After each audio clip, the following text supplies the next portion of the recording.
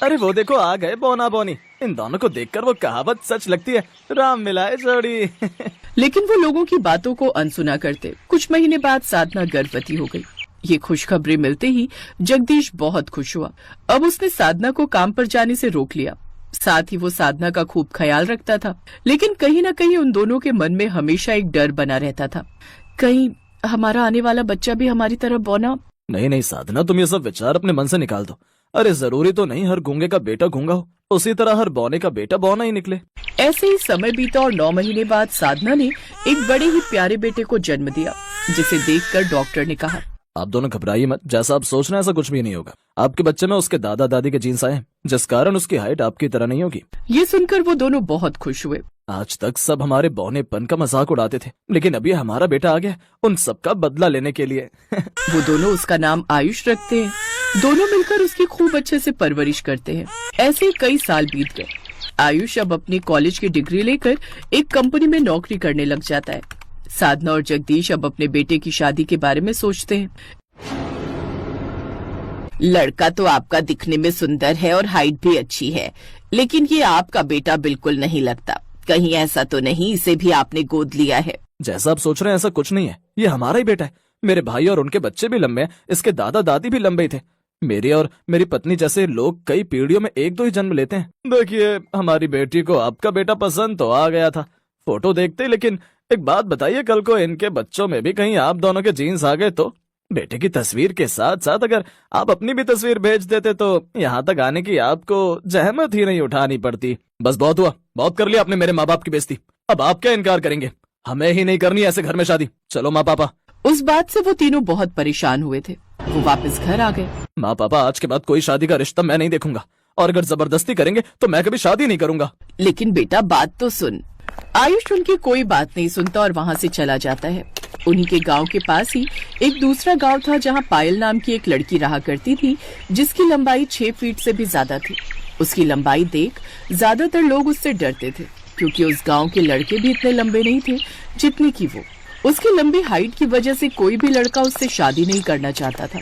नहीं नहीं, जिराफ से कौन शादी करेगा? इसको बहू बनाने के लिए तो हमें घर के दरवाजे और कमरे सब लंबे करने पड़ेंगे। लेकिन वैसे इसका फायदा बड़ा है, ये खड़े खड़े पंखे साफ कर देगी और जाले तो हाथ से निकाल देगी। ये सुनकर उसे बड़ा बुरा लगता। फिर एक रोज बीमारी के चलते उसकी माँ भी चल बसी। तब से उसके पिता उसके साथ और भी बुरा व्यवहार करने लगे। तू है ही मनहूस, पहले पैदा होते ही अपनी दादी को खा गई, फिर जिराफ जितनी लंबी हो गई, और अब अपनी माँ को भी खा गई। मुझे तो लगता है तू उम्र भर मेरी छाती पर बोझ बनकर बैठी रहेगी, क्योंकि तुझे देखकर कोई तुझसे शादी तो करता नहीं। अरे इससे तो अच्छा होता तू भी अपने माँ के साथ ही मर जाती। बस बापू, बहुत हुआ। तुम्हें मुझसे इतनी ही परेशानी है तो आज के बाद मैं यहाँ नहीं रहूंगी। जा रही हूँ मैं। हाँ हाँ जा जा, और कभी लौट कर मत आना। पायल रोते हुए वहाँ से चली जाती है और गांव के पास बने बस स्टॉप पर बैठकर रोने लगती है। तभी साधना उस गांव में किसी काम से आई थी। उसने पायल को रोते हुए देखा तो उसके पास जाकर पूछने लगी, क्या हुआ बेटी, तुम रो क्यों रही हो? अगर कोई समस्या है तो मुझे बताओ, मैं तुम्हारी माँ समान हूँ। फिर पायल रोते रोते उसे सारी बात बताती है। देखने में कितनी सुंदर लगती हो और गुणवंती भी लगती हो। ऊपर वाले ने ऊंचा लंबा कद और सुंदर चेहरा दिया है। देखो बिटिया, दुनिया का तो काम ही कहना है। ऐसे लोगों की परवाह हमें नहीं करनी चाहिए। अब मुझे ही लो, मेरे बौने कद को लेकर लोग मेरा कितना मजाक उड़ाते हैं, लेकिन वो मूर्ख ये नहीं जानते कि जिस भगवान ने उन्हें पैदा किया, उन्हीं ने हमें भी पैदा किया है। बस हमें थोड़ा खास बना दिया है। और तू चिंता मत कर, तू चाहे तो मैं तेरी शादी अपने बेटे से करवा दूंगी, लेकिन मुझसे शादी करने वाले लड़के की लंबाई मुझसे ज्यादा रहनी चाहिए, नहीं तो आपके साथ हम दोनों का भी मजाक बन जाएगा। तू घबरा मत, मेरा बेटा मेरे जैसा बौना नहीं, बल्कि वो तो तेरे जैसा लंबे कद वाला हैंडसम लड़का है। तुझे देखते ही पसंद आ जाएगा। चल अब तू मेरे साथ मेरे घर चल, यहाँ अकेले कहाँ सड़कों पर भटकेगी। साधना उसे अपने साथ घर ले आती है, जहाँ वो जगदीश को सारी बात बताती है। कुछ देर बाद आयुष भी वहाँ आ जाता है। पायल को वो देखते ही पसंद आ जाता है। साधना आयुष से उन दोनों की शादी की बात करती है। माँ हर वक्त बस शादी शादी, क्या शादी सब कुछ है जिंदगी में और कुछ नहीं? पायल की तरफ देखो माँ, उसको देखकर ही लग रहा है कि उसके लोगों ने भी उसके साथ बहुत बुरा बर्ताव किया है, और अब हम उसकी इस मजबूरी का फायदा नहीं उठा सकते।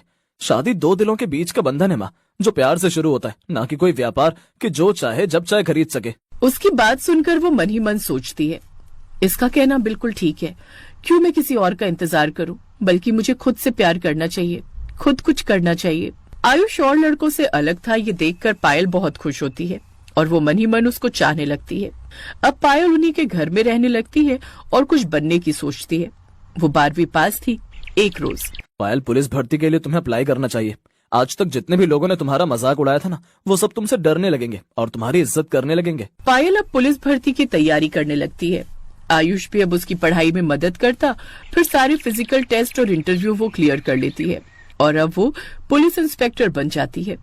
एक रोज, ये सब तुम्हारे कारण पॉसिबल हो पाया है आयुष।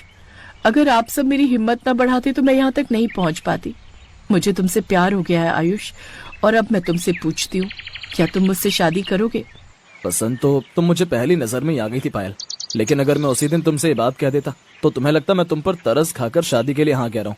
लेकिन आज तुमने अपनी पहचान बना ली है और निडर होकर अपनी बात कह पा रही हो, और यही बदलाव मैं तुमसे चाहता था। ये देख साधना और जगदीश भी बहुत खुश होते हैं और कुछ समय बाद सबकी रजामंदी से उनकी शादी हो जाती है।